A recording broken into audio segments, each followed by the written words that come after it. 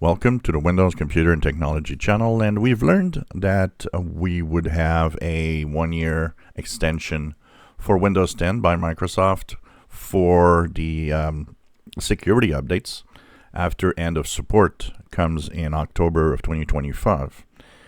Well, it would seem that Microsoft, because when we heard of this program first, it was pretty much everybody thought we'd have 3 years. Now it would seem that Microsoft is offering only 1 year to the home user. There will not be 3 years of updates. That's why they announced only 1 year at $30 for the extension for that year.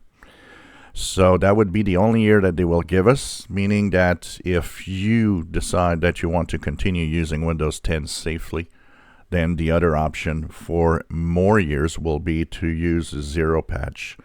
Zero Patch is the company that patches a lot of software, including Windows software. And Windows 10 will be one of the software that they will actually patch until 2030 at least. So you'll have the option to pay Zero Patch, or you will have the option to use 1 year of Microsoft and then move to Zero Patch. Whatever you decide, the patches for Zero Patch will go on until 2030. So it will be somewhere around $25. Zero Patch Security Windows, but the Pro tier is affordable, $24.95. So that will be the pricing, I guess, for the Windows 10 updates.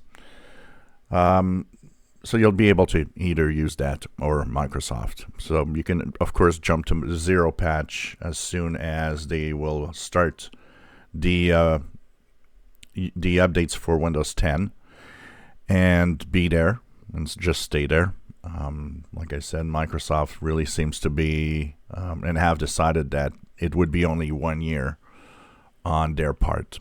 Now, one of the reasons this could be only 1 year is could also be because some new operating system might actually show up at some point next year or the year after. We've talked about that famous Windows 12 that we don't have. So maybe the limit is also because something new will be there at some point.